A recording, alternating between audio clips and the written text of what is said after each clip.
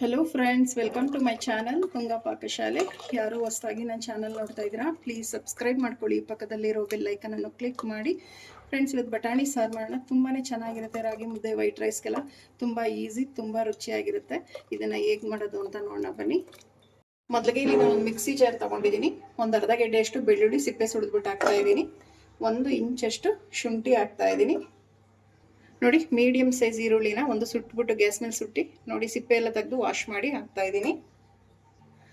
ಹಸಿ ಈರುಳ್ಳಿ ಒಂದು ದಪ್ಪ ಸೈಜಿಂದ ಒಂದೇ ಒಂದು ತಗೊಂಡಿದ್ದೀನಿ. ನೋಡಿ, ಒಂದು 3 ಲವಂಗ, ಒಂದು 3 ಪೀಸಷ್ಟು ಚಕ್ಕೆ ಹಾಕ್ತಾ ಇದ್ದೀನಿ. ಇದಕ್ಕೊಂದು ಸ್ವಲ್ಪ ನೀರು ಹಾಕ್ತಾ ಇದ್ದೀನಿ. ಸಾಕು. ಈಗ ಇದನ್ನು ಗ್ರೈಂಡ್ ಮಾಡ್ಕೊಂಬರೋಣ. ನೋಡಿ, ಮಸಾಲ ಇದೇ ಥರ ನುಣ್ಣಗಿರಬೇಕು.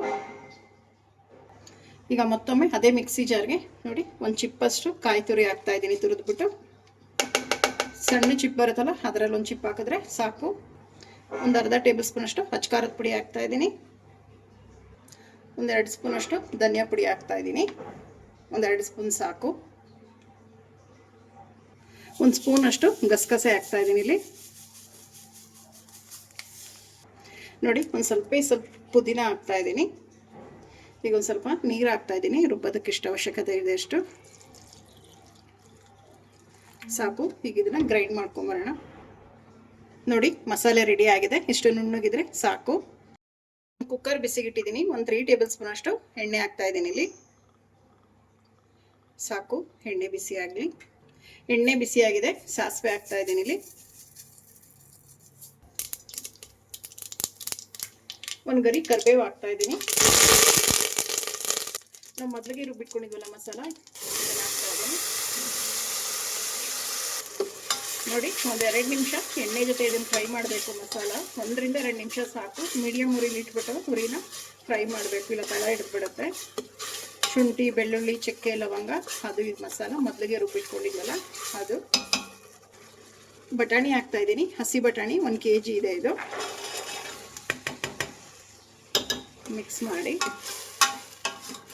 ಇದು ಅಷ್ಟೇ 1 ನಿಮಿಷ ಹುರ್ಕೊಬೇಕಾಗುತ್ತೆ. ಒಣ ಬಟಾಣಿ ಕೂಡ ನಾವು ಇದು ಸಾಂಬಾರು ಮಾಡ್ಬೋದು. ಈಗ ಹಸಿ ಬಟಾಣಿ ಸೀಸನ್ ಇರೋದ್ರಿಂದ ಹಸಿ ಬಟಾಣಿ ಯೂಸ್ ಮಾಡಿ, ತುಂಬ ಚೆನ್ನಾಗಿರುತ್ತೆ. ಒಣ ಬಟಾಣಿಲೂ ಚೆನ್ನಾಗಿರುತ್ತೆ.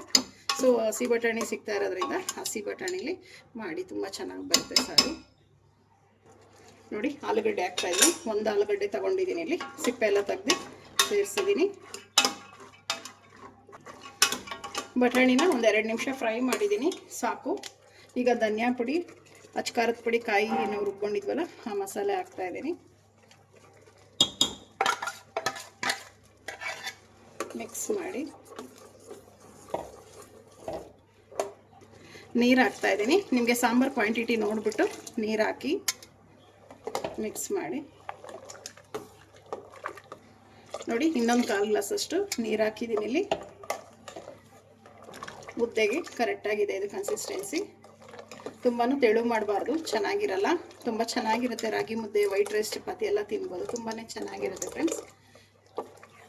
ಚಪಾತಿ ಪೂರಿಗೆ ಒಂದು ಸ್ವಲ್ಪ ಗಟ್ಟಿ ಮಾಡ್ಕೊಬೇಕಾಗುತ್ತೆ ಸಾಂಬಾರು. ರುಚಿಗೆ ತಕ್ಕಷ್ಟು ಉಪ್ಪು ಹಾಕ್ತಾ ಇದ್ದೀನಿ.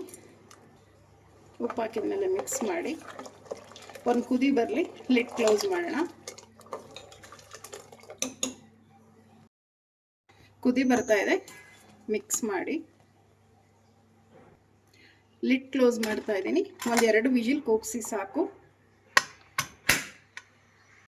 ಕುಕ್ಕರ್ ಕೂಗಿ ಆರಿ ತಣ್ಣಗಾಗಿದೆ. ಲಿಡ್ ಓಪನ್ ಮಾಡೋಣ.